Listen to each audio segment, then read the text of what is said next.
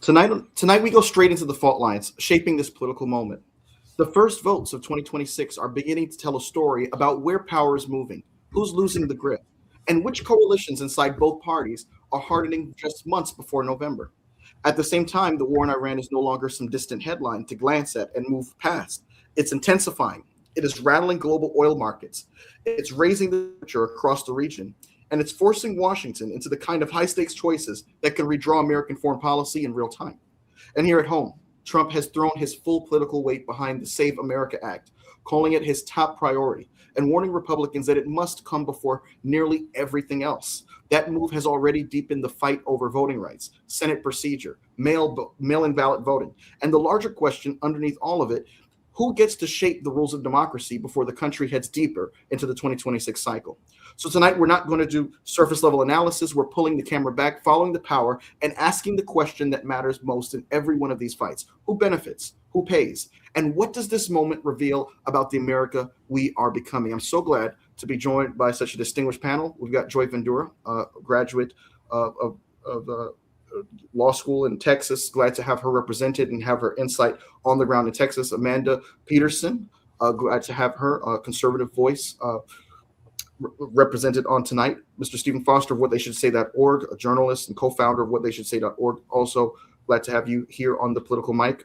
Professor Fred Cook of Howard University School of Law, and of course Nathan Omnore, former employee of the Working Families Party and political activist. Good to have you on, ladies and gentlemen. I want to start off the discussion by going into what the implications were for the past two election cycle primary seasons that we've experienced. What does James Tallarico's win over Jasmine Crockett suggest about the kind of Democratic primary voters that are heading into this 2026 election cycle? A consensus builder with broad appeal, it seems, towards white Republican evangelicals, conservative evangelicals, or does this convey a more conventional anti-Trump messenger, in your view? In my view? And anyone? I'll let someone else go first. Well, first and foremost, Mike, I think and thank you for having me back on here. I think it speaks to two things mostly. Number one, elections are still won by who has the better get out the vote operation and who can juice their own turnout the best. We saw on 2 weeks ago, or was it 2 weeks ago, we saw that the way the votes shook out is that for all the talk about base mobilization and turnout that we were hearing from the Crockett campaign, from Crockett-aligned voters, from the influencers, the candidate who actually brought out new voters and turned out new voters was, in fact, James Tallarico. When you look at vote distribution, for example, Travis County, which is Austin, saw a similar number of votes to Harris County, despite Harris County being over 1.5 times larger. So you see these results kind of start to balance out and pull votes one way towards the other. If you actually had just shown me the map itself, the way the counties shook out, I would have assumed that Crockett had won, because her map was quite similar to past primary maps in Texas, where one candidate does really well in East Texas, which is, Metro Houston. They do really well in the Dallas area, and then the loser does really well everywhere else. That's what I was kind of expecting. Crockett is, of course, a superstar within the Democratic Party. She's known as being a strong anti-Trump foil, but it's also apparent that voters are looking more than just opposition to Trump. They're looking more for, what are you offering me specifically? And the posture that each candidate took around that was radically different. Platform-wise, they're both relatively identical. Experience-wise, again, both relatively identical. But with actual personal posture, you have a candidate who is a very strong anti-Trump crusader versus a candidate who's more styles himself a consensus builder. In an electorate that really likes electing Republicans, the consensus builder is probably going to win more times than not. course, this was a primary. No matter how it was going to result, you're going to have a huge group very upset, very disappointed. And what you didn't on was the fact that there were many people who were confused about their particular precincts. Where should they vote? People coming off of work. And so there was a 2-hour extension granted that was also taken away by the Texas Supreme Court. Considering all of these factors, Joy, how do you feel as if the primary on the 3rd 2 weeks ago played out?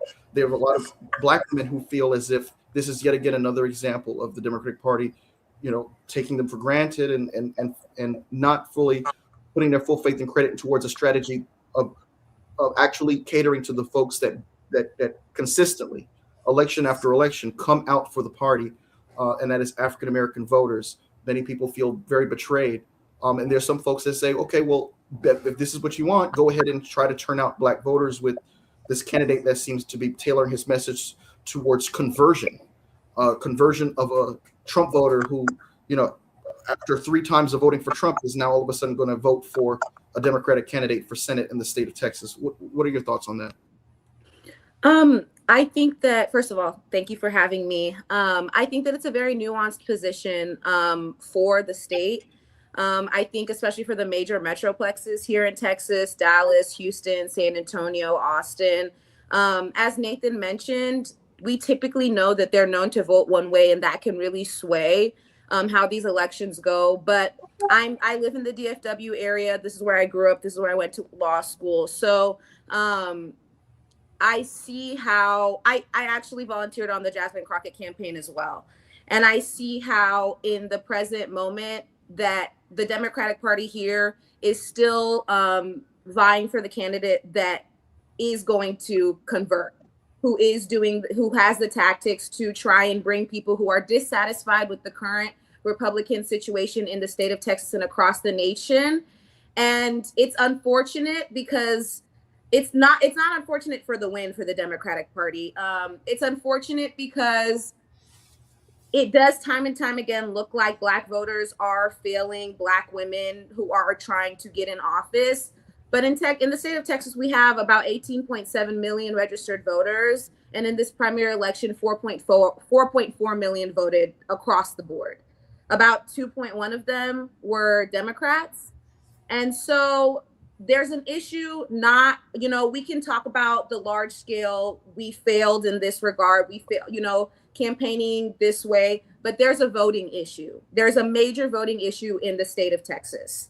4.4 million out of 18.7, I think around those figures, that means that a large majority of people, Black, brown, and white, are not voting. So we can discuss, the policies, we can discuss what she should have done better. And there are things that I do have to say about that. But I think that at the crux of it all, that we have a voting issue. And then when you do bring in those voter registration problems, you bring in those polling issues. Now we're exacerbating a voting issue that already exists. Voters were very confused. Not only about their polling locations, but multiple voters went to multiple polling locations and they were turned away. Imagine you are trying to vote after work between 5 and 7 and you get to a location, you're told it's not your polling location. Traffic here is terrible. You can't get to where you're supposed to vote. And so we're seeing not only an issue with people getting out to vote, but when they do get out and vote, they can't even do that successfully. There was the Jasmine Crockett push to get out and vote. 4.4 out of 18 means that we didn't get out and vote. Democrats did lead in the early voting polls, so it means that we are doing better. And this is the first time since 2002 that Democrats have led in early voting in the primaries. So it means that there is a shift. It means that the Democratic Party is getting people out there to vote, but that in general, there's not enough people voting to actually push that needle where it needs to go. And secondly, Mike, you mentioned, or I think it was Nate who mentioned, Dallas, Houston, San Antonio, Austin, about how having those major cities can shape who wins, in the state. And I think that a lot of times we're losing focus of those suburbs. The high wealth suburbs in Texas make or break these elections. In Dallas County, you have places like Highland Park. You have places like South Lake, Texas, and Fort Worth. You have these rich, affluent areas that are not being targeted, that are on the fence white voters who are moving the needle. And so I think that the Crockett campaign, unfortunately, didn't target those areas as heavily as they should have, where they were focused on getting Black and brown, lower income, working class people out to vote. And they might have dropped the ball on getting those people who James Tallarico did get to vote for him. And that might have made or broke where we ended up in this election. Well, that is precisely why I wanted Tallarico to win that primary. That is the precise reason. You gotta get the gettable white vote. You've got to get the gettable white vote in order to win in Texas. And that's in the suburbs and younger voters, as typified by the Austin community where U of T is. That's his stronghold, and the disproportionate numbers of people who voted there as compared to in Harris County, for instance, or in Dallas. That shows you the route that has to be taken in order to flip that state. That's a red state, and that's why I'm surprised that Tallarico won by the margin he won. But I think that portends well. But you can be sure, and I guess we have a conservative here on the panelists. They can comment on this, but you can be sure that Tallarico, as moderate sounding as he is, and as reasonable as he sounds, and as as religious as he purports to be, he will be vilified and characterized as a wild-eyed devil worshiper down there by the MAGA crowd. I mean, that's their only play. That's their only play. This is a reasonable guy, reasonable sounding guy, moderate sounding guy, even though he has, there's really no room between him and Jasmine on the issues. But he's the perfect kind of guy to flip that state. And we have to realize that we're living in a hyper racist era. We have to own up to that. That's the only explanation for having a convicted felon and an adjudicated sexual abuser in the White House. That's the only. Nothing else explains that. We're in a hyper racist environment. So and era. So we have to deal with it. I think Attorney Madura mentioned something about a nuanced.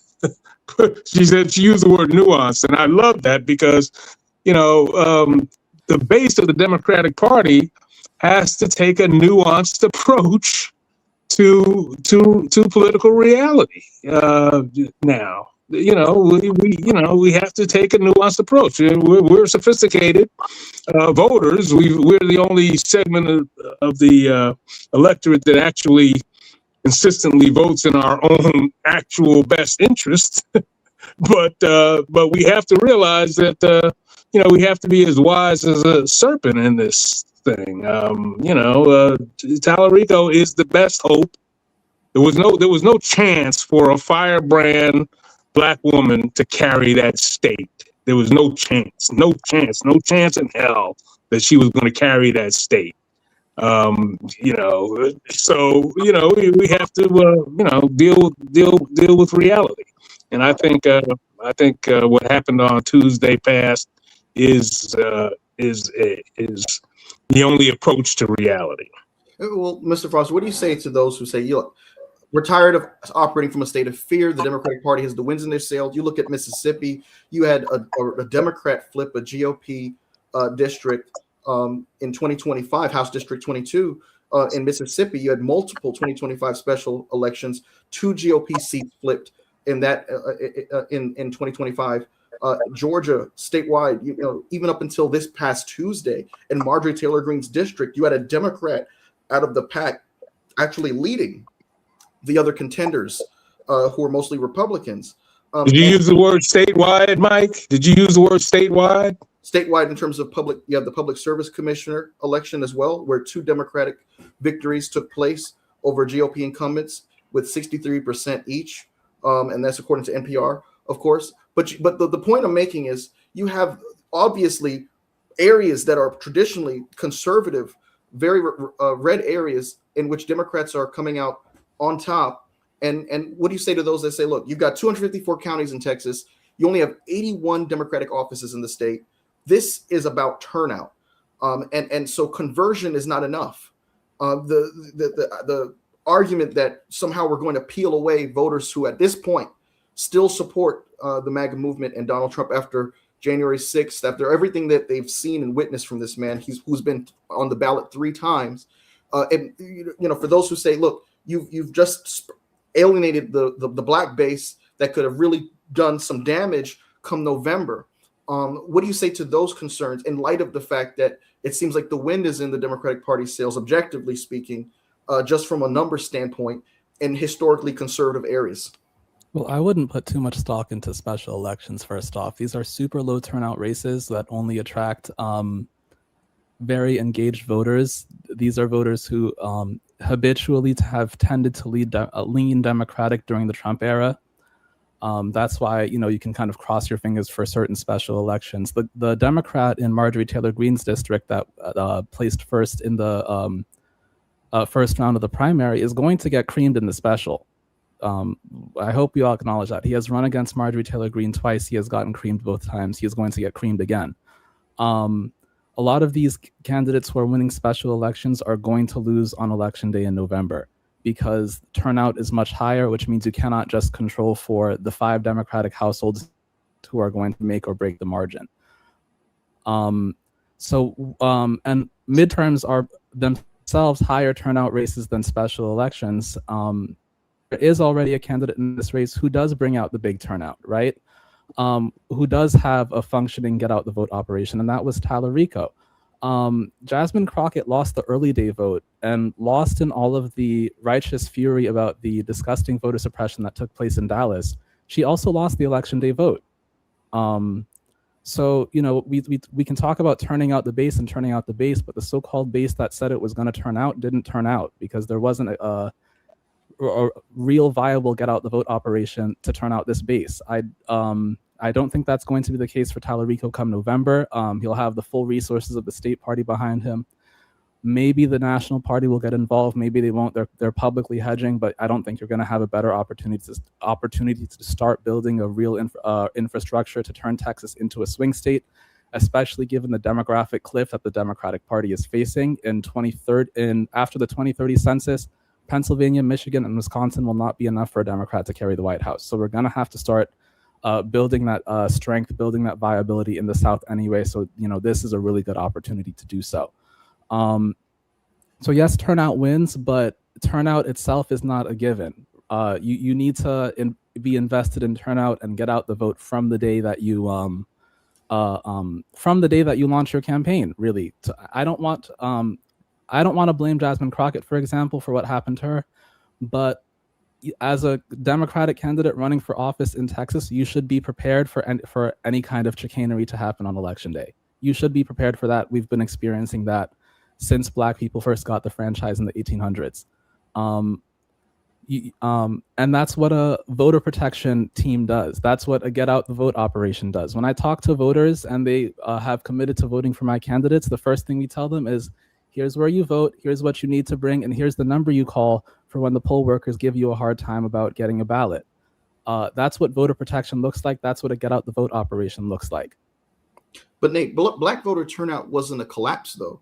It was strategically suppressed. When you look at the fact that, key urban strongholds like Dallas and Harris counties, where Crockett's base was, you had GOP engineered barriers like polling closures.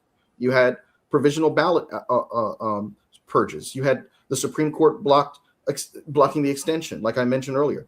And then the University of Houston polling showed Crockett's leading statewide by 8 percentage points, and Latinos by 9, which to me is proof that she consolidated beyond Black voters. It's not just the Shouldn't Black that be vote. proof that the I don't University think of so. Houston's polling I don't was think off? that means at all, Mike. I don't think that's what that means at all. I think that as Mr. Foster and Ms. Madura said, I think Jasmine Crockett, this is somebody who's 2,000 miles away, but has watched a lot of campaigns over time. She ran a bad campaign. It just wasn't good enough. And that doesn't make her a horrible person. That doesn't make her ideas wrong. She just ran a bad campaign. And she didn't do the things that Nate talked about in terms of across the board from day one, turning out the vote, making sure the voters knew where to vote. It is absurd that they would now say, well, they told us that we couldn't vote at these right precincts. You knew this. The idea was you should have told your voters what the story was. That's a bad campaign strategy. It's just inadequate. So I think that while she was a long shot choice, I think she did not maximize the potential she had because of the nature of her campaign. Not so much her message. Message is important, but I think it was more structural. It just wasn't a well-run campaign. And go ahead. I'm sorry. Go ahead. You were there. I'm like I said, I'm doing this 2,000 mile away analysis. I was just going to add that I do agree that there was a structural issue with the campaign. I think that it's important to note when the campaign even started. So that was already a huge, compared to James Tallarico, who's been building a base here in Texas for this campaign. When her campaign began was already late in the game. And then the messaging, even though it wasn't, it's not the end all be all, I think that the messaging of her campaign was also very important from the onset. And that also put off voters. I think that it put off voters. And then towards the end of her campaign, I think that the level of aggression that she was showing towards James Tallarico was also not helpful in her messaging to voters. Because I think that most voters, regardless of whether Democratic voters, knew that this was going to be the kind of election where you're going to have to choose. We're holding on to hope. So you're going to have to choose who the best hope is. Whoever that meant that you voted for at the polls was fine. But I think that Democrats understood the fact that whoever won this primary, we were all going to have to get behind them. So the messaging towards the end of the campaign that was anti-James Tallarico, attacking him, wasn't helpful when we could have been spending resources educating people in Dallas and Williamson County that there would no longer be centralized voting and that they would have to find a voting poll in their neighborhood. When you look at the communications that were sent to voters, the things that when we were calling voters, knocking on doors for voters, there was not enough of an emphasis placed on the fact that we've known for months that voting was not going to be the same. And that's not voters' fault. That is a campaign's fault, that voters don't know that type of thing. Naturally, when the GOP does something like that, they don't want voters to know. They don't want Democratic voters to know that your election, the way that you've been voting for 20 plus years, is going to change completely. That is what they want. And because, like Nate said, this is Texas. We know what's going down here. We know how this game goes. That was a point that definitely should have been really the point that should have been hit home harder. And then to be like the day of elections, oh no, people are being turned away from their polling places. How could this have happened? We're lucky that we even got a judge to extend the voting hours. But I think that the ball was very much dropped on the campaign, the messaging, the way that the approach was taken towards the voters. And that ultimately was Jasmine Crockett's downfall. I can say Black women, we fail Black women all the time, Black women this, Black women that, and those things still hold true. So I want to hold space for that, because those feelings and sentiments do hold true. But there's also the political scientist in me that understands that a campaign has to be run in a place that we know, like Texas, a certain way for it to be one that wins against a moderate white man in Texas. We can boil it down to what it is too, is that we have this loud Black woman who is outspoken, who is, two candidates with very similar policies, but completely different approaches. Who is going to offend people more every time? Who is going to get a voter in the poll and say, oh, who would I rather sit down with? And that is something that the Democratic Party, especially for Jasmine Crockett here, I don't think considered as much as they should have. And so campaigning was not our strong suit here. I do agree with that. And Mike, I'd like to push back on the notion that turnout. There's a false. Well, let me put it this way: there's a false choice between turnout and what I would call crossover appeal. I mean, you need them both. In a state to flip a state like Texas, you need them both. You can't do without either one of them. So. So I just think that's a false choice. That turnout is more important than crossover appeal. And on the Republican side, of course, and the aftermath, when the smoke was settling, there was no clear winner. They were going to head towards a runoff, and they have been heading towards a runoff. But Donald Trump issued a statement, and he said, look, I'm going to make an endorsement, and I expect the other candidate to drop out. Cornyn's camp argued that Paxton would be riskier in a general election, while Paxton argues that only a true MAGA fighter can energize the base enough to win cleanly. So the runoff is also a battle over two competing theories of electability inside the Republican Party. Are Republicans in danger of nominating the candidate who thrills primary voters but gives Democrats their clearest opening in November? I can take this one. Yeah, that's definitely a concern. I think from everyone I talk to in circles, they are convinced that Ken Paxton cannot win. And Trump, I think, said insiders are saying that Trump is planning to endorse Cornyn. He hasn't done that yet. If he endorses Cornyn and loses, that's going to look really bad on Trump. And he has a pretty good record with who he endorses in primaries. So that is definitely a concern. Republicans definitely wanted Jasmine Crockett to win. They thought that she was more beatable than Tallarico. He does read more moderate, although I agree with what you guys have pointed out that their campaign or their platforms are pretty similar. At the end of the day, Texas is still an R+6 state, so Republicans do still definitely have the advantage. Democrats also typically poll. It looks a lot closer than the margins end up being in elections in Texas, and so those are things to keep in mind. And at the end of the day, midterm elections are base turnout drivers. You need to make sure that the base is willing to turn out. I think when we talk about MAGA versus more establishment candidates on the Republican side, Texas is not a MAGA stronghold as much as it is just a classic Republican stronghold. So I really don't know what's going to happen, whether or not Trump will endorse Cornyn or what's going to happen with this runoff. But it'll be very interesting to watch for sure. And it's going to be interesting because if Paxton ends up winning the nomination and ends up inching out a victory, despite his rap sheet, which starts with a 2015 securities fraud indictment, which was dropped in 2023 after community service and restitution. After he had his ongoing personal situation when he filed for divorce in 2025 because of an extramarital affair. All of this fodder that would cause any opponent, whether a primary or general election opponent, to just salivate and rub their hands together because of all the many ads they could possibly squeeze out of this guy. If he ends up winning, does that signal that the thing that made Trump his Teflon-like nature, in spite of many his 34 convicted felonies, the Epstein file, all the other things surrounding him, is it fair to say that has transferred to someone like Paxton because of how close in proximity he is to the president? I personally, look, there are candidates who run more like Trump tend not to do very well in the general election. We saw that in the 2022 cycle with the more Trump-aligned candidates. They don't always do very well. So I don't think I don't think him being the more MAGA side is going to translate to more MAGA-type candidates winning. Trump is kind of one in that way.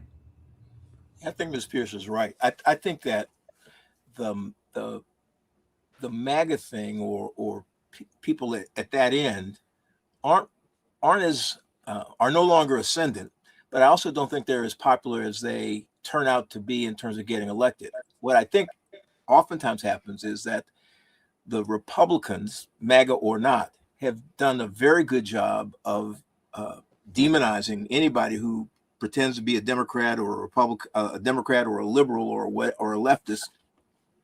And the choice for too many people is, I don't want the devil, I'll take this one. This is a lesser devil.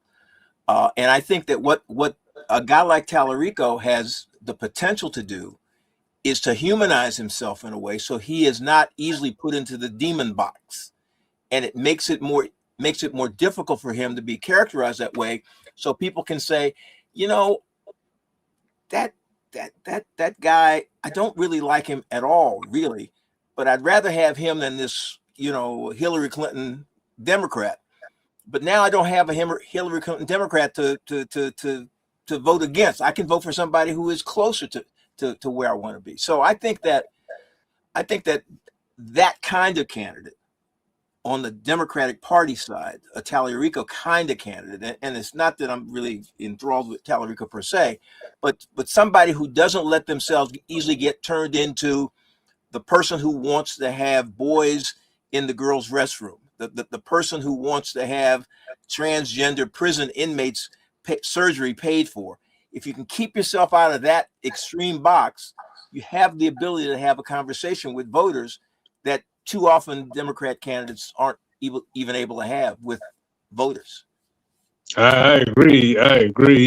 But, you know, I'm just saying already, I've heard the MAGA base say things about Tallarico, that he claims that God is non-binary and stuff like that. I mean, they are going to, I'm telling you, but, you know, so at least they have a candidate. At least the Democrats have nominated a candidate who can articulate, you know, the at least the persona and the values that, you know, some of these, you know, moderate or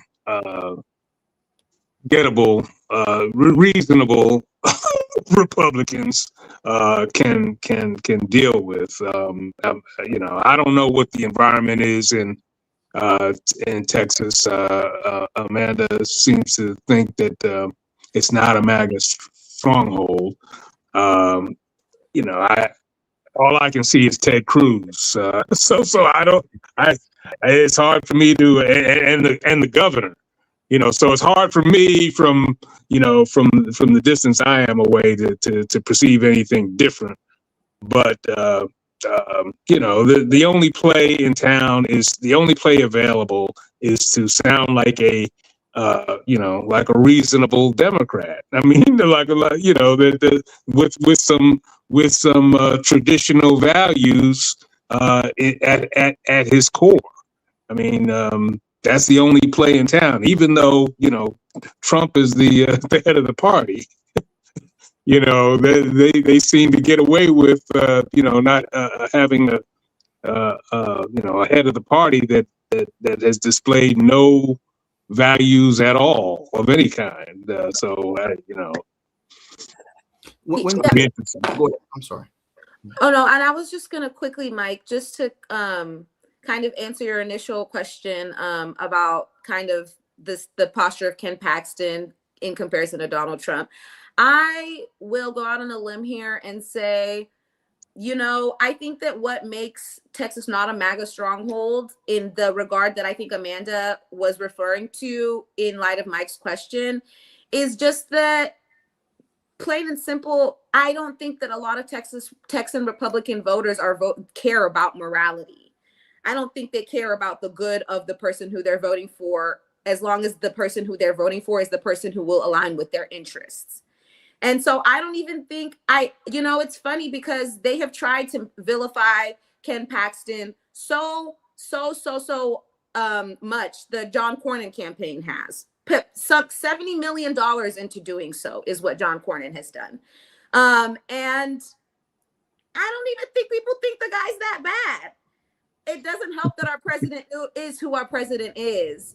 But to speak to your question, Mike, I don't, I don't think that Ken Paxton's scandal and things of that nature is that much of a player when Republicans and conservatives are voting. They just don't want it to be a Democrat. And so I think that plays a huge, whoever Donald Trump endorses, because those endorsements are pretty powerful. I think that that's why the other person is being asked to just step down, because we're splitting the vote, and for what?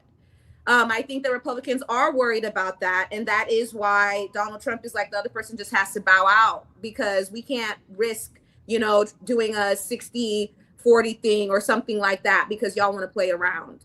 So I think that they're not as much worried about the morality. They just don't want it to be a Democrat. I would agree with general, that. Oh, I'm sorry. Go ahead. Oh, sorry. I would say, I mean, I would agree that they're thinking about party first. But the other thing, the reason I would say it's not a MAGA stronghold as much is because MAGA does well when there aren't Republican institutions, or when people don't trust institutions like Republican institutions. And Republicans are historically not good at having institutions. Democrats are very good at that. Republicans aren't. One of the maybe only places in the country with good Republican institutions is Texas. And so that's why I would say that a more establishment candidate will continue to do well there, is just because Texas was very Republican before, and it continues to be Republican because they have these institutions. I don't even think that what you guys are talking about with morality is really even coming into play there. It's just like the type of candidates that do well in Texas are recruited by this well-run Republican establishment. I agree 100%. I think also a lot of the statewide figures in Texas, many of them kind of predate MAGA. Ted Cruz is more of a Tea Partier than MAGA. And there's a lot of overlap between MAGA and the Tea Party. But, the Tea Party came along first. It was the first kind of breakaway, super deficit reduction kind of group elements that we see of MAGA now. But the Tea Party was doing all of that first. Abbott came along long before MAGA, and he'll probably politically outlast it too, excuse me. And Cornyn himself, MAGA hates Cornyn because he is so much the idea of an institutional Republican. Cornyn was once part of Mitch McConnell's leadership team. He very narrowly missed out on becoming Senate Majority Leader, and then very narrowly missed out on chairing the Intelligence Committee in the Senate this term. So, he is a quintessential sort of institutional, respectable bipartisan that normally gets elected from a state like Texas. But overall, voters don't necessarily care about candidate morality. They don't really care about their candidates' foibles, especially now as younger and younger candidates start to run. And we see that these younger candidates have long digital histories. They care mostly about, what are you going to do for me? What solutions are you providing, right? Which is why I was very frustrated in the last presidential cycle by the consistent framing of Trump as the felon, as opposed to what Democrats were actually going to do, because the voters didn't really care. Trump said, I'm going to lower your prices by, putting these tariffs in place. And it didn't matter that it was the wrong solution. It was a solution. And so voters kind of glommed onto that. Similarly with this race, all the talk about, Paxton is, he cheats on his wife and he's a crook and all of this and all of that. Paxton is more likely to win the runoff because the MAGA subset that does exist in Texas that is hyper engaged and more likely to vote in primaries is more attuned towards him and less attuned towards the establishment that Republicans at large have ditched. Remember that they've pushed out Mitch McConnell. They've pushed out people like Paul Ryan and Kevin McCarthy. Remember, MAGA even pushed out Steve Scalise, who was, the most quintessentially MAGA Southern conservatives, that comes to mind. MAGA is at its core an anti-establishment movement. It was specifically a repudiation of George Bush and political legacy. So an institutional conservative like Cornyn is normally, in normal times, so to speak, would have left Cornyn, at the first stage of the primary, and it wouldn't even be a runoff. But with Paxton and the baggage that he brings, it's not going to matter a lot to Republicans. It may matter to the independents, his rap sheet itself, But the rhetoric, like what Amanda referred to, that is so Trumpy, is increasingly unpopular. And like she said, there's a lot of MAGA light and Trump aligned candidates that make it through primaries. But Trump is the only Republican that is the only MAGA Republican that Republicans will really turn out for. The only other Republicans that people can get that you see these big turnout numbers behind are ones that have brands of their own that are not MAGA aligned. Ron DeSantis, Brian Kemp. These people can have built machines of their own that is not tied to the contingent upon the grace and favor of Donald Trump, compared to, say, a Carrie Lake, who was the Republican nominee for Senate, for governor in 2022 and then Senate in 2024. And despite the fact that Donald Trump won Arizona by 5 points, Carrie Lake lost the Senate race in that state by 5 points on her own. So Paxton as the nominee should definitely send alarm bells in Texas, but I don't think the moralism is going to be the reason why he does or does not get the nomination. And those are the exact concerns that I have in terms of why is it that the Democratic Party has not learned, 11 years into this Trump era, to kind of follow in suit, Mr. Foster and another panelist, we were saying, they were saying, we just want to win. Well, why is it that when a candidate has some kind of shortcoming or some kind of fallacy or flaw, they buy into that caricature that the Republicans draw about that candidate, and then they tell themselves and convince themselves this person is unelectable, this person can't win. Meanwhile, the Republicans literally sold you a convicted felon as the law and order candidate. And then we just sit around and we say, well, yeah, they just want to win. And the Democrats never seem to adopt that mindset. I don't mean to beat a dead horse here, but I'm saying this in light of the fact that if we're going to move forward in 26 and 28, right, you're always going to have a situation where you have a significant group of people who are not happy because their candidate is not the standard bearer. And are these people going to play purist and say, because you don't follow my litmus test, I'm going to just take my ball and go home and do what the Dearborn Democrats did in Michigan and shoot themselves in the foot by voting uncommitted, right? Therefore by committing themselves to ICE detainments and other abominations. Or are they going to just get in lockstep the way the opposition is getting in lockstep to literally strip away their rights? This is the concern I have about this Democratic Party. It does not seem to learn its lesson from midterm elections, from off-year elections, from presidential elections, and we just move forward and now analysis continue to pontificate. Books are being written about what went wrong and who should have dropped out and who should have said what. And the bottom line is Democrats just needed to just hold the line, stay steady, and move forward with the same kind of enthusiasm as their opposition is moving. But there is an enthusiasm. That's all. And a lot of these guys are unelectable. A lot of them are unelectable. Mark Robinson is not electable. Carrie Lake's not electable. Blake Masters is not electable. No, but Nate, Ken Paxton, by any standard, would be unelectable. He is unelectable. Republicans don't want him to be the nominee. What makes him the National Republican Senate Committee is literally spending tens of millions of dollars to sink Paxton. They do not want him to be the nominee. Say he wins the nomination. Do you honestly see Republicans saying, okay, well, we've got Paxton and we've got Tallarico. Oh, I'm just going to not vote or vote for Tallarico. No, the Republicans are going to say. We see national Republicans not spend their money in Texas. In Georgia. When you have a candidate that is so distasteful to the electorate, the Republican electorate, they won't vote for him, which is why you got Warnock and Ossoff. Donald Trump killed the opportunity for the Republicans to win the Georgia senatorial races because he endorsed somebody who was just as wacky as he was. And the electorate said, I'm not voting for the Democrats, but I'm just not going to vote for this crazy Republican. It's only cute when it's Trump. Okay, well, the irony behind this whole Cornyn Trump dynamic is that in 2024, Trump needed Cornyn's endorsement. Cornyn actually said it's time to move past Trump back then. Now, Cornyn needs Trump's endorsement. Cornyn, he doesn't fully support abolishing the filibuster, but he dramatically reversed course last week to back whatever changes, quote unquote, to Senate rules are needed in order to get the Save America Act passed. Donald Trump has placed his full political weight behind this particular piece of legislation. And I would note it's noteworthy that the Langford bill has been unmentioned since it died when Donald Trump called his opponents to not vote for it under Biden. and he made his political altar closing the border and immigration reform.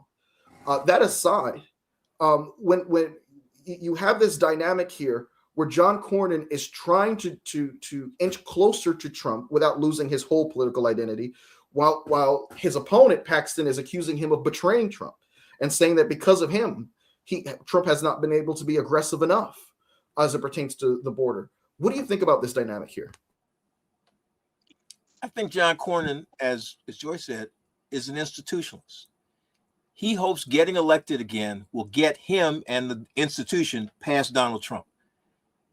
He wants to win. He wants to win because in a way that institutions behave, he thinks, I believe, that he can outlast Trump because he knows what Joy and others here have said. Trump is a phenomenon. He cannot be replicated. He is not the Republican Party future. He is a thing that exists now, and he is trying desperately to hold on to make now longer. But if he's able to stay in the box that the Constitution puts him in, and his term is over in 2028, the Republican Party will be different. And John Cornyn and some Republicans who have prostituted themselves, no question about it in my mind, because winning is more important than being ethical, are looking forward to a time where they don't have to kiss Donald Trump's ring. And so Cornyn is playing the game for as long as he can or has to, so he can get on the other side of kissing Donald Trump's ring or other body part. Yeah, and I don't think that time will ever come. Even when Trump is dead, I don't think that time will ever come. I think the echo chamber, the right wing propaganda apparatus, talk radio, and now of course Fox News and people like Sean Hannity and those people. I think those are the kingmakers now. You've got to be crazy to actually get their endorsement. You've got to be of that that MAGA ilk in order to win a nomination. I think that the people like the establishment Republicans like Cornyn are dinosaurs. They're on the way to its complete extinction. I think they're on the way out. I don't see. You never hear the Bush family name ever mentioned by Republicans anymore. But the Bush people aren't the institution that they're protecting. They're protecting a Republican Party. Now, whether it's George Bush, whether it's I was just using that as an example. That's irrelevant. What they're really not is they're not devoted to this MAGA foolishness that many of them I think believe is foolishness. There will be different ones, but it won't be bringing back the Bush doctrine. That's not what it will be. But it won't be this MAGA thing because they understand that that's not where the majority of the electorate really is. No, I don't think they believe that, and I think they do, because I think they see themselves. I see this. They see it losing all of us. When you try to imitate Donald Trump, literally, when you're Carrie Lake, when you're some of the other these knuckleheads, you can't win. They know that. They see that. Well, they might see it, but I don't think I'm not convinced that they know it. I just, they see Trump winning and they see, the administration in power. You've got fascists, walking up and down the halls of the White House. Behind microphones, Stephen Miller and people. I just think that's the heart. That's where their heart is. I could be wrong, but I don't think that. I think that establishment rhino wing is there. I think they're just an endangered species. I don't think they're ever coming back. I hope I'm wrong. I really hope I'm wrong, but I don't see any evidence of it. I think what's really interesting is that Cornyn is actually technically right about the need of the GOP to move on from Trump. Like we've mentioned before, people don't vote for the Trump lights. The craziness, the nonsense. It's like watching kids. Like there are certain things that's only cute when a 2-year-old does it. versus a 7-year-old. Because for the 2-year-old, it's like, oh, how precious. For the 7-year-old, it's like, come on, you're 7 years old. But they still get nominated, though, Nathan. That's my point. They still... Anybody can get nominated. They don't win. Mark Robinson is not the governor of New York. Carrie Lake is not a senator from Arizona. North Carolina, excuse me. Carrie Lake is not a senator from Arizona.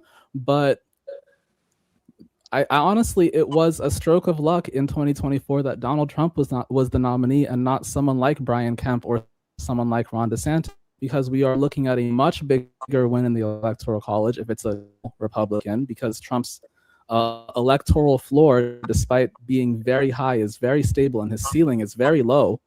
Someone like Brian Kemp, who can portray that sane Republican and even that independence from MAGA. Brian Kemp won re-election in Georgia by a larger margin than his election, in large part because he did not fold to Trump's efforts to find 13,000 extra votes in Georgia in 2020. Someone who has a brand of their own, we would have been looking at an Electoral College landslide. We could have been looking at a 55-45 Republican Senate majority, which would have locked us out of a Senate majority for a generation. We could have been looking at a much bigger House majority and much bigger down ballot wins across the state, and a much more disciplined avatar to carry out the long-standing party goals, as opposed to the way Trump is going about it now, where you see the carrying out of certain priorities, but it's done in the most clumsy and ridiculous way possible, and ultimately sets back the cause 5, 10, 15 years. You know, the results of redistricting has caused this dynamic where you have older Democratic established candidates running against younger challengers. When veteran candidates, or Democratic candidates like Benny Thompson, who was the chairman of the January 6th committee, and Representative Al Green, are forced to defend themselves against younger Democratic challengers, is that a sign of a healthy party renewal, or a warning that redistricting is accelerating intra-party conflict in ways that benefit the Republican Party? Both. I really think it's both. Yeah, really. I mean, it is a sign. Well, go ahead, Nathan. Go ahead. I think with Benny Thompson and Al Green, there are slightly separate circumstances. Al Green was in one Houston area district and got redistricted into what the district that was formerly represented by Sheila Jackson Lee, then Sylvester Turner, and now by Christian Menifee. So now you've got two incumbents running against each other, whereas Benny Thompson is just kind of an older, more establishment-aligned Democrat who every few cycles faces a young primary challenger. I think those are slightly separate circumstances, but I think they speak to both priorities. Number one, the need for the Democratic Party to start a process of generational turnover, but also the fact that redistricting has forced Democrats to say goodbye to some of their favorite incumbents, because when you have these incumbent on incumbent primaries, you're going to lose a lot of institutional familiarity. You're going to lose a lot of institutional wisdom that is not going to come with you into the next Congress. Yeah. And that's a point that I wanted to bring up, because you have Representative Jim Clyburn announcing that he's running for re-election. A lot of folks have some criticism about that, but Jim Clyburn, to me, does not give off any sign that, like someone like the representative here in Jonesboro, Georgia, David Clark. You don't have any signs that he's unable to do the job. You don't have any kind of health situations going on with Representative Clyburn. And so if you give up someone like a Clyburn, and this is my whole argument when it comes down to people, because people automatically think younger means better. When you give up someone who has the institutional knowledge, someone who is a staple in what they're doing, someone who is an effective fighter, and you trade that in with someone who doesn't even know where the bathrooms are in the House of Representatives or the Senate, the trade-off to me is completely unbalanced here. And the criticism I have is that when you look at the Republican side, it's interesting because young or old, whoever the candidate is, people from multiple generations get in lockstep behind that candidate, right? People voted for Mitch McConnell in a huge draw, so much so that he even told the moderator during his last debate against his most recent a Democratic challenger, just go to the next question because I'm not going to answer that. He was that confident that he was going to win, and he was right. And it's amazing to me, you know, we're so willing to throw out the baby with the bathwater that while younger candidates do have a place, you know, you also need the seasoned veteran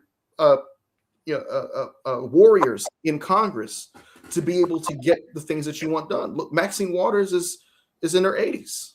She doesn't look like she's the Democrats lack is party discipline. Okay, that's what I was going to say. It's party discipline. The party functions as a party, so you don't let seniority be the end all and be all uniformly. Yes, you need a seasoned group of people, but you also need the next wave and the wave after that. And the Democrat Party doesn't seem to understand that historically. And you just come and you stay as long as you can. And there is some benefit to that, to be sure.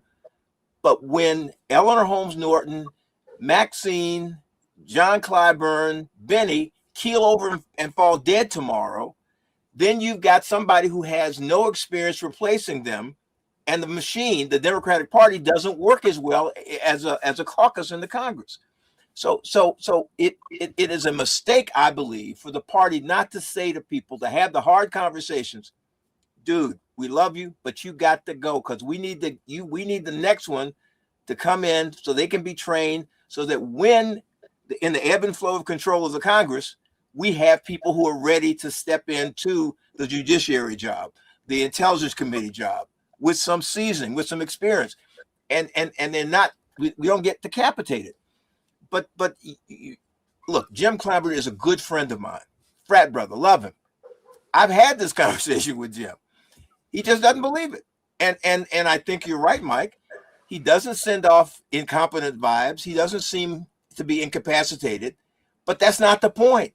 The point is there needs to be another person with 6, 7, 10 years experience sitting in that chair, not a guy with 30 years of experience. Yeah, it's almost the Ruth Bader Ginsburg syndrome, you know, where these old people think they're they're invulnerable and they're immortal until something happens. You know, and it's just, you know, it's but Democrats really need party discipline because I've said this before, they play an inherently weak political hand. They depend on a coalition in order to get elected, a coalition of young voters, of minority voters, of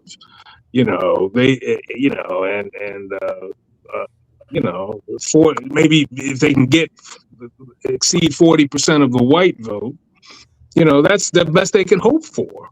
And they have to kind of cobble together a majority, you know, from that low base of support from the biggest demographic group. So they have to exert some, you know. That's why I'm really hard on people, our elder statesmen like former President Obama, people like that who have the cachet to kind of take the party over, you know, at least behind closed doors, and exert some party discipline. I mean, but so they've got to do it because they play an inherently weak political hand demographically. I would have been really surprised if Clyburn stood up today and announced his retirement. That would have surprised me. I'm not surprised that he's running for re-election. I will say, as it relates to his, ability and capacity, obviously, like, the mind is still there, of course, but Clyburn was House Majority Whip when Biden's domestic agenda failed on the Hill. He was in party leadership when Trump got elected the first time around. At a certain point, we can't keeping the same losers around, for lack of a better term.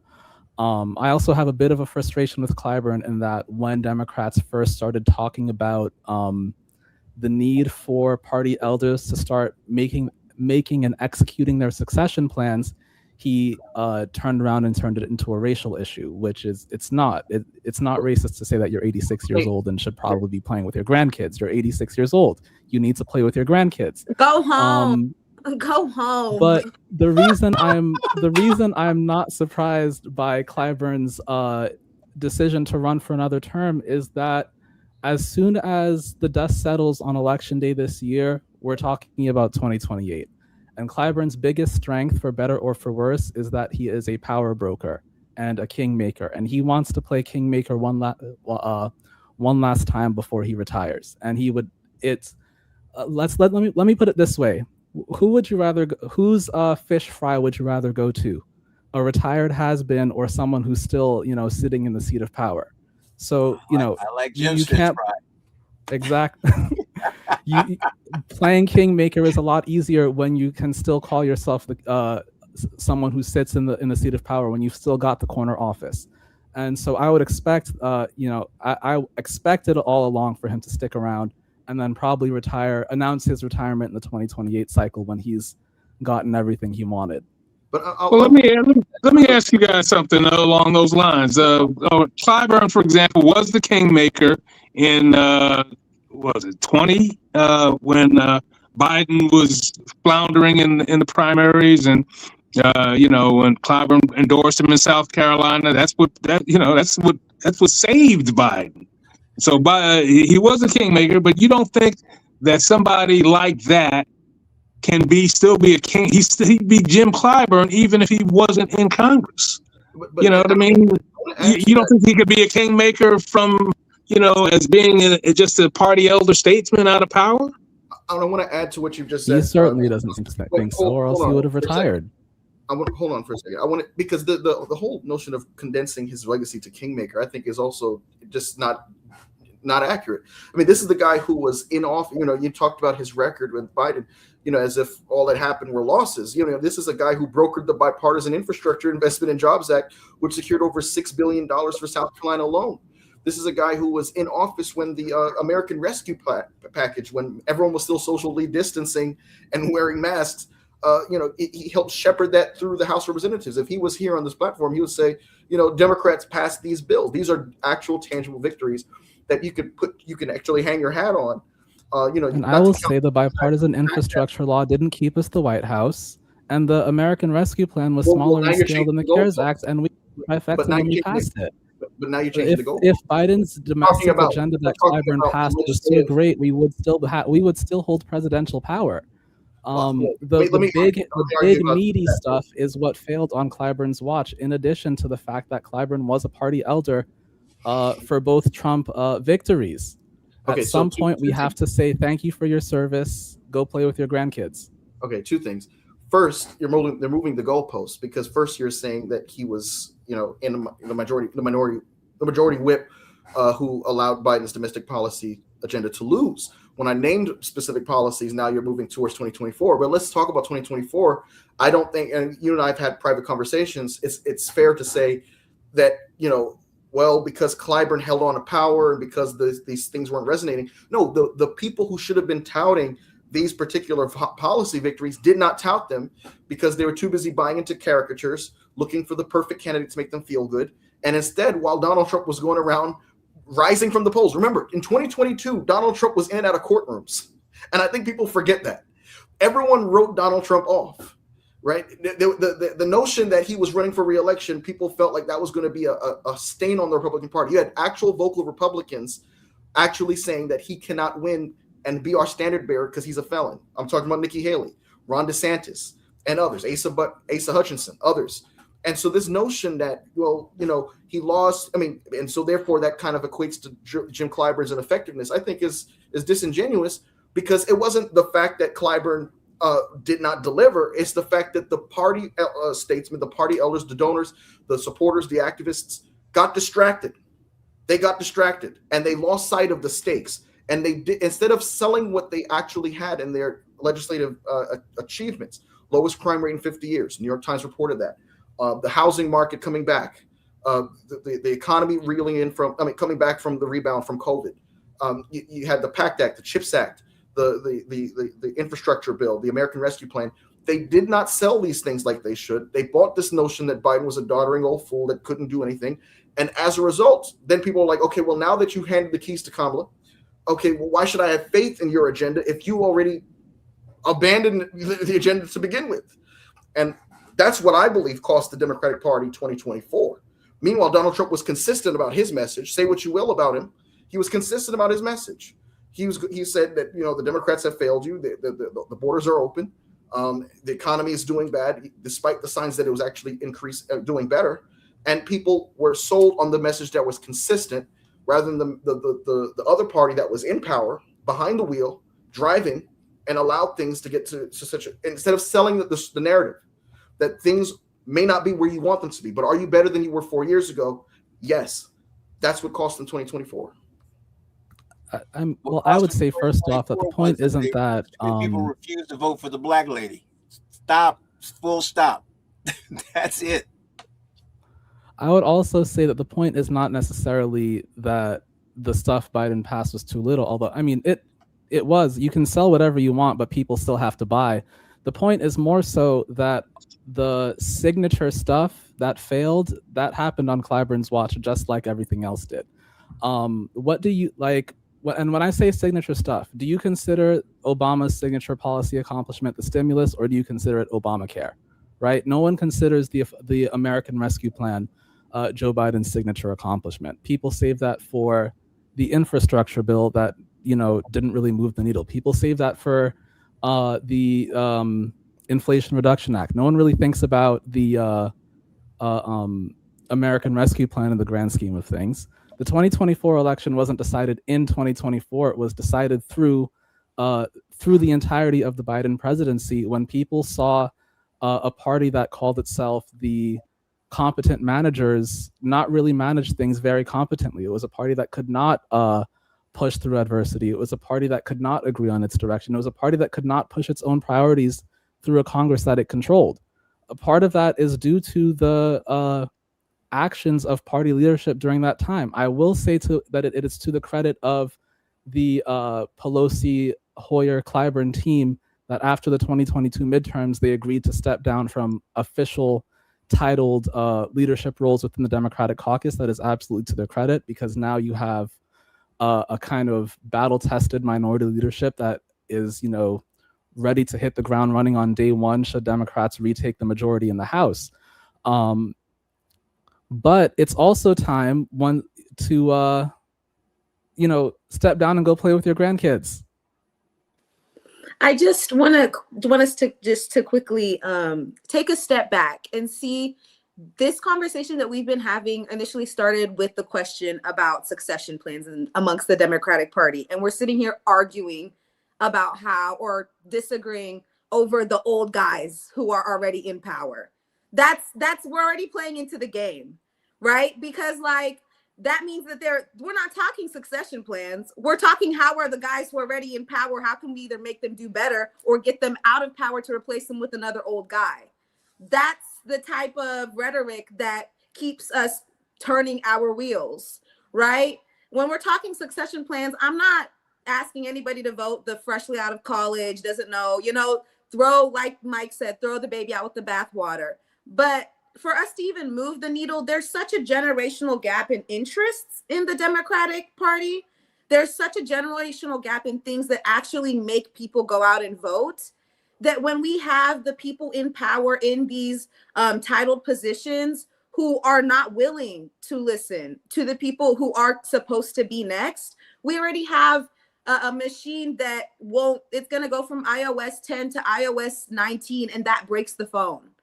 So it's just we're already falling into the mechanics of the machine, sitting here arguing about how the guy who's been in power for so long could do better or could do worse. I want to turn attention to the SAVE Act. Donald Trump placed his full weight behind this particular piece of legislation, which is, of course, increasing the requirements of what a citizen would have to show to vote. A lot of times people say, well, Democrats are against ID. Democrats are against ID. It's not that Democrats are against ID. It's that the Democrats are against the particular types of IDs that they want them to show: passports, birth certificates. Is this fundamentally about election administration, or is this really about building a political narrative around citizenship, ballot access, and cultural grievance all at once? Repeat that question again, Mike. One more time. Donald Trump's choice to place his full weight behind the SAVE Act. Is this fundamentally about election administration in your view, or is it about building a political narrative around citizenship, ballot access, and cultural grievance all at once? Can I respond to that first really quick? Yeah. If Republicans if Trump is trying to make this a question about citizenship, he's going to split MAGA. One of MAGA's biggest, the question of Republicans right now, whether or not they support legal immigration or just limiting illegal immigration, that really splits the party. More old guard Republicans want to continue with legal immigration as it has been. They don't even necessarily seem to want to reform how many people can get green cards and things, or any type of amnesty. So he's playing with fire by if he's trying to bring up questions of citizenship and things like that, for sure. There's a big wing of MAGA that wants to end birthright citizenship and things like that, and that could happen through the Supreme Court and things like that. You guys are talking a lot about what splits the Democratic Party, and I see all of that too. And I wanted to say, I think it's really interesting when you guys are talking about, we all just need to line up and get ahead. Those were all conversations that we were having on the right in 2012 and 2014. Everything you guys are saying, we weren't saying about different coalitions. We were saying about libertarians. Why can't they just line up? So, you guys, and then look where the right is now. So I would argue that we're not in line at all, and especially on the issue of immigration. So we're playing with fire if that's what this is going to turn out to be about. Well, this is my perception, and maybe Amanda, you can correct this perception if it's incorrect. But my perception of Trump's strength is that he's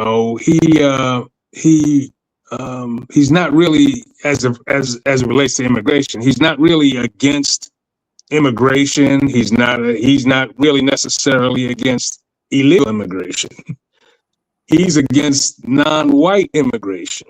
He doesn't like people coming in from third world countries and diluting the whiteness of America demographically and culturally, as he sees or perceives that's what's happened in Europe.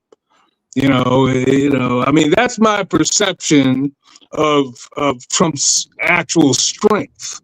And so, am I wrong about that? And if so, how so? That's not my interpretation. Being involved in Republican politics for as long as I have been, I've never been in a room that was being recorded or not being recorded by pretty high up people, where people have been talking about we need to limit non-white immigration or something like that. That would be absurd. That would be laughed out of. Not even laughed. That person wouldn't be allowed back in any of the rooms I've ever been in. So I don't perceive it that way. In my opinion, conversations on the right when it comes down to race is more people want to go back to the colorblind society or not making race an issue. And I understand a lot of people in the middle and on the left say if we're a colorblind society, then you don't see us. And so that to me would be kind of the difference in wanting in how people would see race relations. And I think that that's something that people have to hear out. I don't think it has anything to do with non-whiteness. I think it has to do with there are Stephen Miller types who are worried about cultural cohesion, but again, I wouldn't put that at a racial marker. I would put that at speaking English mainly or something like that. Okay. And I'm being honest. I understand that that's not the way that the right is looked at her, and you can disagree with me. It's just that is my interpretation. Everything. Well, I guess where I have a little issue with it is that it definitely seems to be Trump's brand. That seems to be Trump's thing. Is because he's been quoted as referring to why do we get so many people from S-hole countries, and why can't we get more people from places like Norway and stuff like that? That kind of thing, that kind of thing is pretty blatant. And on the campaign trail, he bragged about his beautiful white skin. I've never heard anybody refer to the color of their skin on the campaign trail before. So I mean, he sends these little clear signals, and I'm just saying he has a chokehold on the party, and it's based on something. I mean, so even if the rooms that you're in, you don't hear that. I mean, his strength, his political strength and stranglehold on the party is based on something, and it definitely isn't his moral virtues. No. Well, people like him on the right or are willing to tolerate him on the right because Trump is the middle finger to everything that they hate. Like if you're on the right, you feel like institutions have talked down to you and called you awful names your entire life. That's how a lot of people on the right feel, or people who have moved over onto the right feel. And so there are a lot of people who hate Trump, can't stand him, or wouldn't like him, or would prefer somebody else, but say, well, Trump is the biggest FU to that kind of belittling, lecturing language that they feel, not even from the left, but from institutions. I don't think it's so much it's not like the Democratic Party's fault as much as it is like Hollywood's or something, or something like that. And so Trump is the opposite of that, and that's why people like him. It's not that he talks about I've never heard him talk about his white skin. I'm not saying that didn't happen. That wasn't a clip that like went around on the right, like, oh yeah, we like this. You know what I mean? Like, it's just, and I don't know. That point, Amanda, that you just rose, brought to my mind what Steve Bannon said, and that if there's going to be a counterinsurgency movement to MAGA, it's going to be one that is based on economic populism. Mm-hmm. The idea that there are people who are tired of being at the bottom of this oligarchic, hierarchy that seems to be going on, and that is what he feels would be the biggest threat to break up the MAGA movement. And when you hear people like Tallarico say, well, the greatest minority that benefits from the government are the billionaires, that resonates with those people who feel tired of being at the bottom of society, the folks who came out for Bernie Sanders, the people who Michael Moore would follow around with his camera, the folks who feel like they're looking for some kind of upset to the system because it hasn't been working. They feel as if they've been working and they have not been getting ahead. The irony is that now that Trump is in office, there are farmers who are paying more because of his tariffs. We just to transition into Iran, the national average has climbed well over $3.50. And so people, that used to say, well, I understand what my pocketbook tells me. Well, now their pocketbook is telling them that Donald Trump may not be in their interest based on just objective data. When you look at the fact that Donald Trump began negotiations in April 2025 after, his letter to the Ayatollah demanding a nuclear deal within 60 days, but by June, Iran's aggression and Israel's decision to strike Iranian nuclear sites prompted Iranian retaliation, and the United States followed that retaliation with airstrikes from June 21st to June 22nd. And then you fast forward to now, late February, early March, where Donald Trump now issues more airstrikes that resulted in the death of the Ayatollah and the replacement of an even more far-right leader. How does this war complicate Trump's broader foreign policy posture? Donald Trump was the no stupid wars candidate. And for his credit, I actually agreed with that. Obama actually went in 2007. If you go back to 2007, Obama said he's against stupid wars. Iraq was the stupid war. Afghanistan was the war we should have been in, and we wanted to scale down Iraq to allocate more resources to Afghanistan. Well, how does this war complicate Trump's broader foreign policy posture, especially if he's trying to project strength abroad while also forcing high-risk legislative fights here at home? Well, but it is a stupid war in the current one, as are most wars. But Donald Trump is an inveterate liar. Anybody who believes anything he says about anything is making a big mistake. He just lies. So it's not that, you know, and I think Amanda is very correct about how the large middle of America feels left out of the success of America, the success that's advertised in America. I can analogize it to young Black folk in urban America who are bombarded with images of success, fancy cars, expensive clothes, the good life, and don't see any path that will ever get them there in the traditional way. The politicians, the elected officials aren't talking to me. They're talking about me. They're trying to lock me up, but they aren't talking to me and or with me. So I think that's a big part of what makes Trump attractive to people, because he's breaking things. He's disrupting things. The challenge that he's got, that he has failed in the first administration, and continues to fail on, is he's not translating that to a direct benefit for the people who want him to break things and to tilt the field more in their favor. He hasn't done that because he has no real vision. He has no real way to mechanically have a delivery system that would really create that change. So, but don't you think beg pardon? Well, I'm just thinking. I hear you and I agree, but don't you think his demagogic approach towards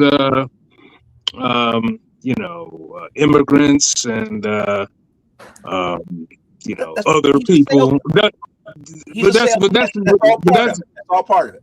Yeah, but I mean, people who are feeling left out, that's how he brings them back in. Absolutely, absolutely. But what they know from bitter personal experience is, no matter how many people he's deported, no matter how much he's vilified the Haitians or the Somalis, my life is still messed up. That hasn't fixed it. Yeah, but they don't seem to focus on that for some reason. I mean, people don't seem to. But do you think anybody thinks that I don't politicians disagree with you that there's no groundswell yet, but that's what I was about to say. He's running out of runway. He's running out of this ability to sell this con. At some point, it breaks down. Now, is it tomorrow or next week? I don't think so. But he can't keep selling because he's not delivering anything to them, ultimately. Well, I think he delivers hate, and that's what I think that still sells. When nothing else does, I think hate still sells.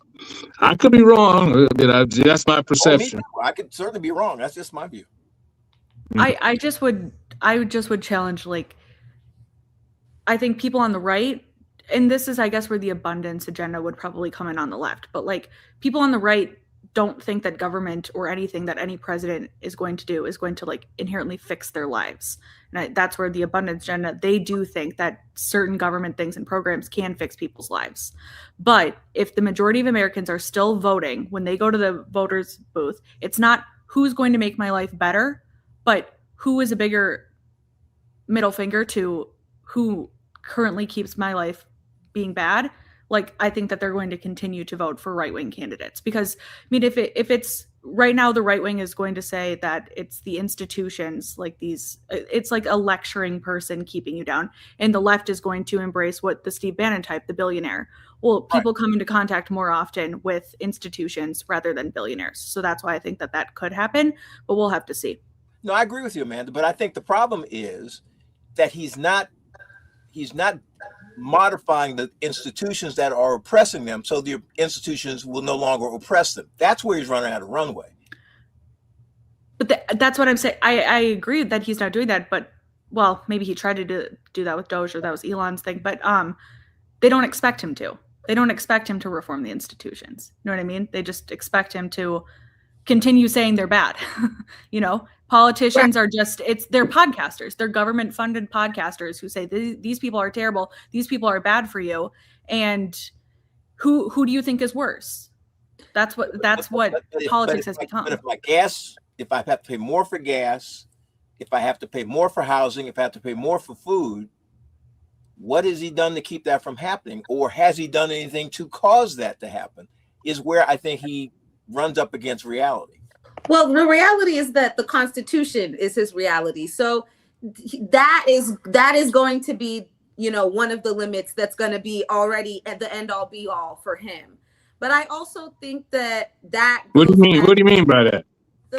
I'm talking about, he, at the end of the day, assuming he doesn't do something extremely radical, he does have his 2 years left. And then that's going to be the end of his time in office in this position. So I'm saying that the Constitution in that way is going to be what puts an end to his time, regardless of whether the Republicans want him to end or not. But I also think that what Amanda is saying, what I'm hearing at least, is that for Republicans, all they need is a candidate who can at least maintain the status quo. Just don't make it worse for me.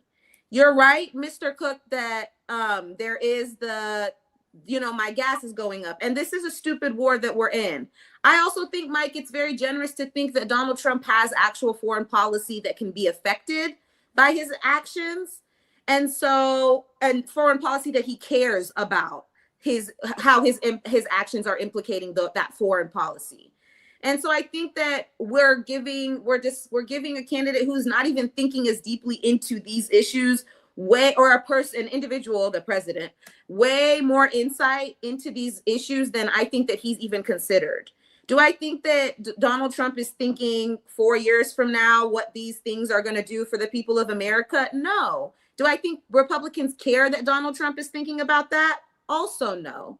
I think that they just need Donald Trump to not mess their lives up even more and just get these next 2 years done with, and then they can move on from this. I think that is largely, we were talking about Conran's institutionalism. I think that that's what they would like to get back to maintain their respectability as a party in this two-party system. And so I think that the focus becomes more on that than, how can we just expedite this so we can get Trump out of here? Well, now I heard that Senator Booker, New Jersey, has come up with a policy proposal of making the first $75,000 of everyone's income tax exempt or tax free. Now, I'm just wondering, the people who are getting hammered, the middle class white people who are getting hammered, isn't that the kind of thing, or is that the kind of thing that the Democrats, if they kind of really messaged that and championed it and hammered it, would that kind of thing appeal to these disaffected Trump voters, Amanda, do you think, or would it just, the fact that it came from a Democrat, kind of nullify its appeal? The voters you want to pick up that are Trump voters don't vote on policy, they vote on vibes. So that's what I think. Yeah, I mean, like, there's not a, I mean, I don't know. I mean, when you're the Cory Booker proposal, fine. Yeah, no taxes under $75,000. Yeah, I mean, that could swing the needle. Trump posed something like he was going to eliminate income taxes for anybody earning under $150,000 because of the tariffs. That won't materialize. I don't think it can. But he floated something similar. I don't know. To me, I think it would be pretty bad to get into a position where you're eliminating taxes for a huge chunk of the population and then trying to increase them on others. I think like having people at each other's stuff like that would not be good. But that's for another thing. It's going to come down to like the Trump voters. You're trying to swing people who voted for Trump or voted for Obama and then voted for Trump because they were going with the vibes. You know what I mean? There's not a ton of consistency between those two other than each one had the momentum. So You just need somebody who has momentum. I don't personally see anybody on the left who I think could have that momentum at this stage. I think you need a dark horse like a Trump. What's also interesting is that you have Republicans, actually lay people, arguing things take time. You just have to, they're buying the short-term gain for long-term pain, short-term pain for long-term gain line. that so many pundits and talking heads and White House officials have been selling them without any kind of evidence. It's literally, faith, the substance of things hoped for, the evidence of things unseen, because they have no evidence whatsoever to say this. Yet, just a few short years ago, under 2022, you see these little Biden stickers. I did that by the gas pump, right? And then when Biden was able to, negotiate deals and meet with the Saudi prince, despite having said that he was a pariah on the world stage as a candidate, things got more stable and people were still complaining about prices. And so to me, it's more so, in addition to what Amanda said, whose team are you on? Team loyalty. If the gas prices are high under my team's watch, well, you need more patience. And then when it's your person in there, well, I don't care about patience. I need immediate relief. And that to me kind of conveys a certain sense of discipline on the Republican side, of which, and again, this is a theme of what I've been saying tonight. I don't see that discipline on the Democratic side. The Democratic side is more so, well, we're more about issues, so we're going to criticize and whoever is in charge, even if it's our own person. The Republicans, they're like, no, Trump is in there. Okay, patience, short-term pain, long-term gain, short-term pain, long-term gain. No evidence whatsoever, but they're going to still keep singing that song. I think what becomes so interesting about this and the war in Iran and its effect on gas prices and all of that, first off, Trump recognized in his first presidential campaign that a big reason he won was his isolationism. When he got on that stage in 2015 and told Jeb Bush, what your brother did not only destroyed the Middle East, but ruined our country. We had no business in Iraq. That's what won him the nomination. Just like Obama opposing the war is what got him the nomination over Hillary in 2008. And it's because Hillary supported increasing military engagement overseas in 2016 that he was able to successfully paint her as an incredibly hawkish candidate. Fast forward 8 years, now we're in 2024, and it's the same kind of dynamic. Trump understands being anti-war is the way to go. We're, militarily invested in the outcome in Ukraine. We're giving a whole bunch of money and diplomatic cover to Israel in their wider regional wars. And you have Trump coming in, winning the nomination, picking in an avowed isolationist vice president, and once again being able to successfully say no more stupid wars. I want us all to acknowledge that, number one, Vice President Harris said numerous times during her presidential campaign that Iran was America's top adversary, that bombing Iran would not be off the table for her, and even said multiple times that the reason you couldn't elect Donald Trump was because if Iran did something to Israel, you couldn't trust Trump to, number one, retaliate against Iran, or number two, stand with Israel. And so it's very easy when that is your opponent's position to say that my opponent is a maniac who just wants to launch missiles. Who that really applies to is Trump, who is a maniac who is obsessed with launching missiles.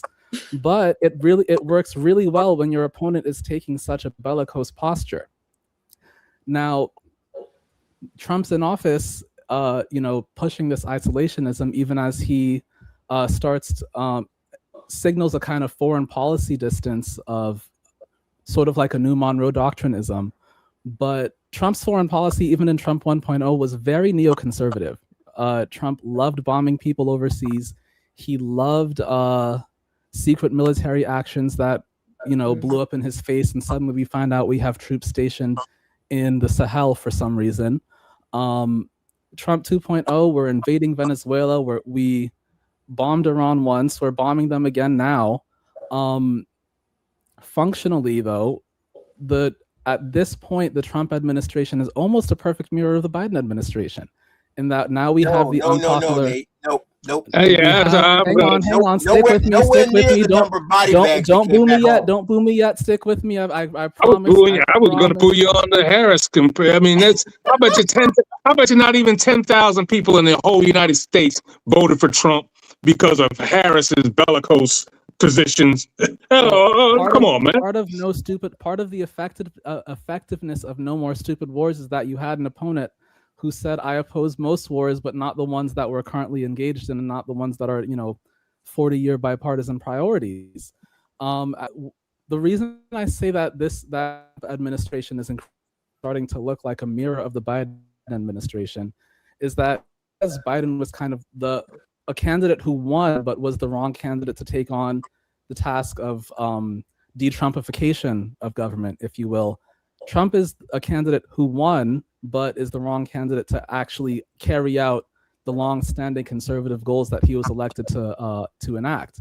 Now, Iran has the potential to become Biden's Ukraine, and that it's something that we become super bogged down in. We insist there's a plan. The other side is technically opposed, but will give you the votes and the cover that you need, because we really have not seen true democratic opposition to the war in Iran. And again, now it's starting to affect global supply chains and costs. The reason we have not attacked Iran in the past is because Iran controls one of the world's most important choke points, the Strait of Hormuz, which is the only way in and out of the Persian Gulf, which is where a lot of the world's oil is drilled for and processed.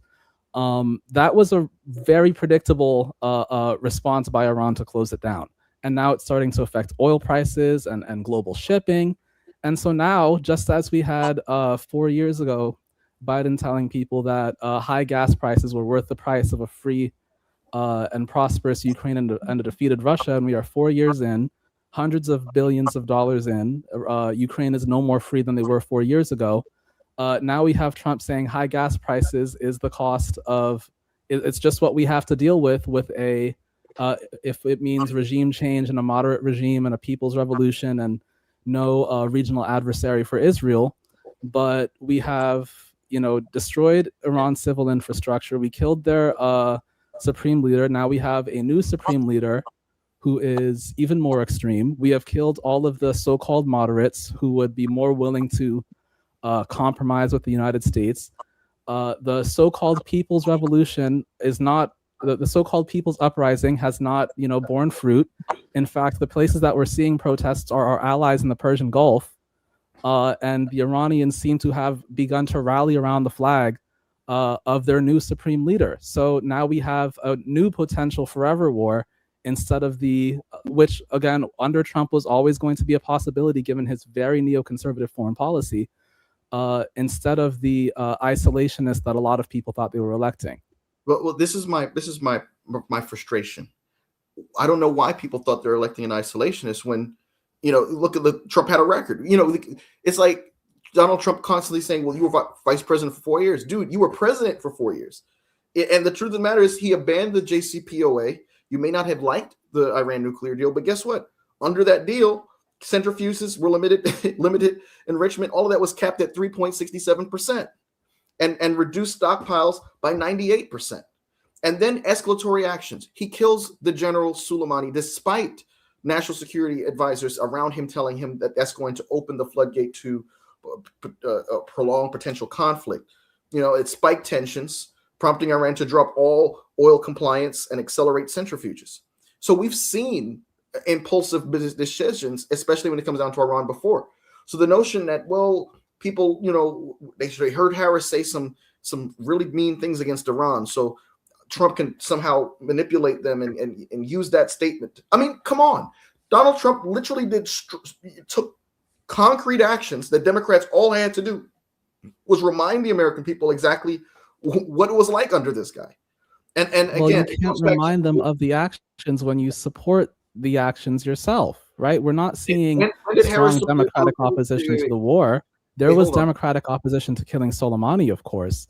But even so, regime change operation in Iran has been a bipartisan priority for 40 years. Hold on, Nate.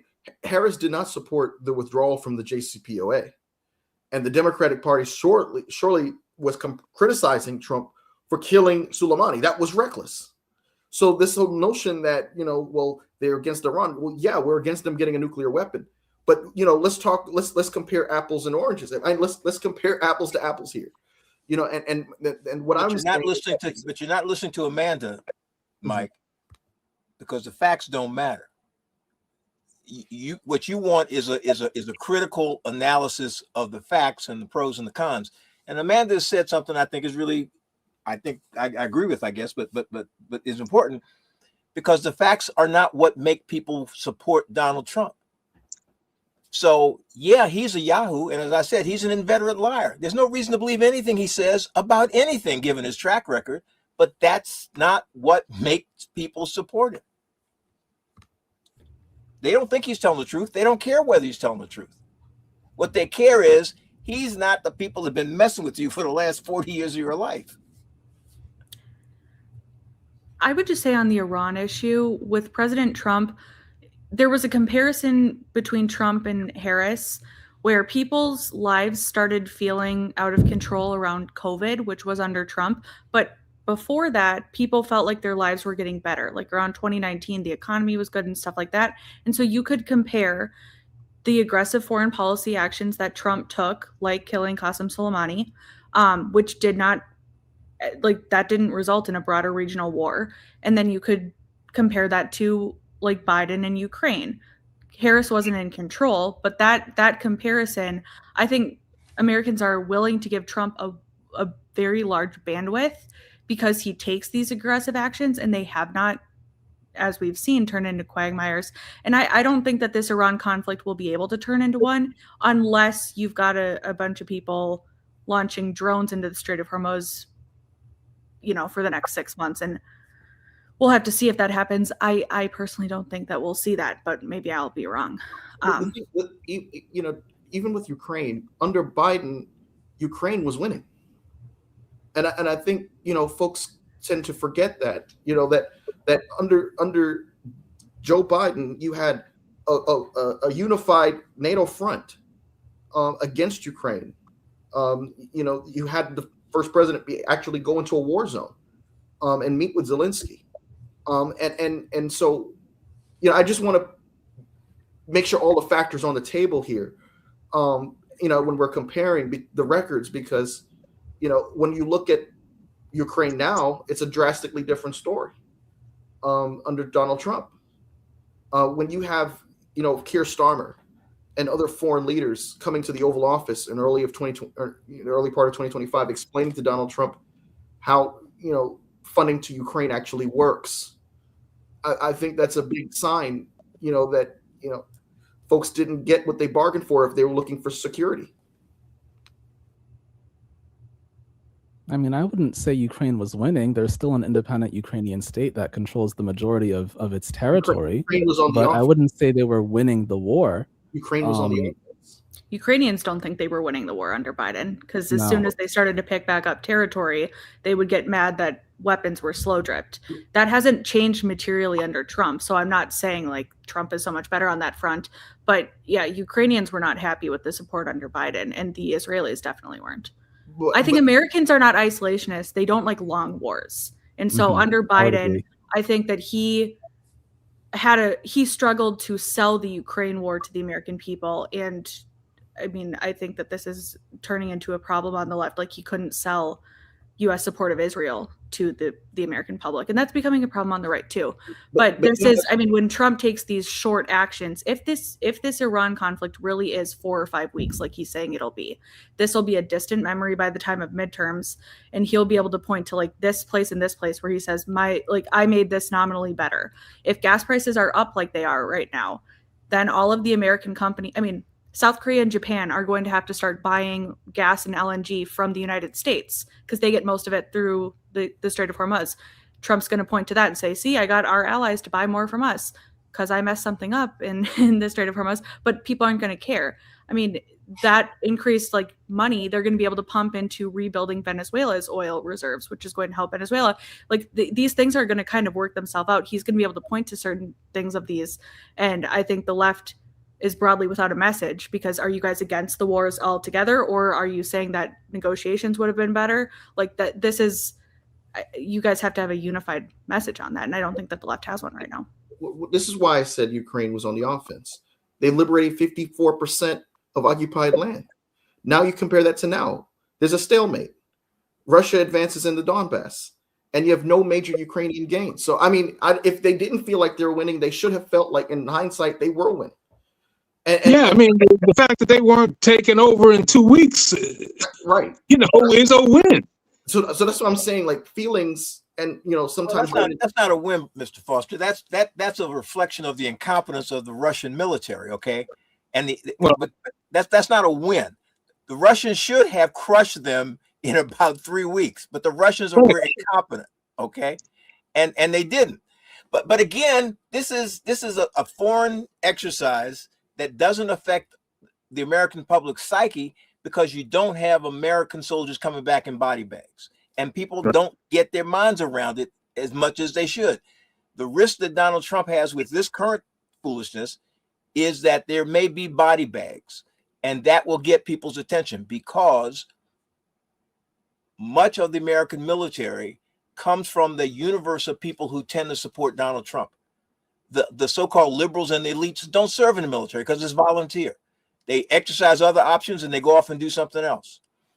When you hit people where they live, when you kill their kid, it gets their attention. Now, this war may not do that. I mean, 7 or 8 people so far is sad for those 7 or 8 families, but it's not 10,000 people in body bags.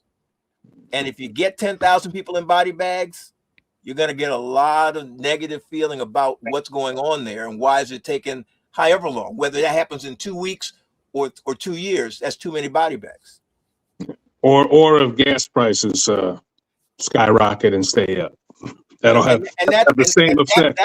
And that's why I think he and his advisors have had this attack from above so that you don't get people killed very often. Now, I saw in the news before we got on here that a refueling aircraft crashed. Probably, I don't know whether it was shot down or whether it was an accident. Accidents happen and planes fall out the sky sometimes. But the longer you have people in harm's way conducting military operations, the longer you're going to have the opportunity for something bad to happen, for a plane to fly into each other, for a ship to hit something that it shouldn't, for people to fall off the side of a ship. All kinds of stuff can happen. And you need to, if you're Donald Trump, you don't need that to go on for a long time because that doesn't look good. It looks messy. And they've been very careful not to talk about the American soldiers or military people who were injured, not just the ones that are killed. It's hard to get past because you see those caskets come back, but there are people that have been injured in significant numbers by these drones and other attacks. So tonight made one thing unmistakably clear. This is not a season of small political tremors. It is a season of structural change. Power shifting inside both parties. War abroad is testing American resolve and judgment. And here at home, the fight over who gets heard and who gets counted and who gets to write the rules is moving to the center of our politics. And that is the thread connecting everything we cover tonight. Elections, war, and democracy are no longer separate conversations. They're now part of the same larger struggle over power, accountability, and the future character of the country. Thank you so much for tuning into this episode of the Political Mike podcast. Thank you to my distinguished panelists for the very rich and insightful discussion you brought to the table.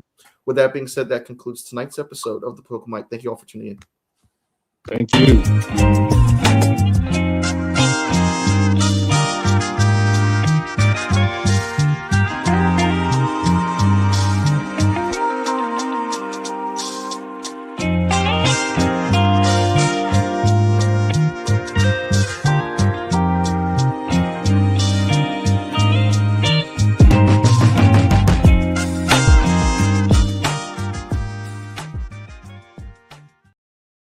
Hi, it's Mike Taylor, the host of the Political Mike podcast. If you like what you heard tonight, I want to invite you to subscribe to our YouTube channel. I also want to ask you to please follow along on Spotify, Apple Podcasts, Google Podcasts, iHeartRadio, TuneIn, and Amazon Music. You can also follow along and keep up with the conversation through our Telegram channel. Follow us on Twitter at @ThePollyMike, and follow us on Instagram. Thank you so much, and no matter what part of the political spectrum that you fall on, I want to encourage you to stay engaged, stay a part of the conversation, and stay informed. Thank you.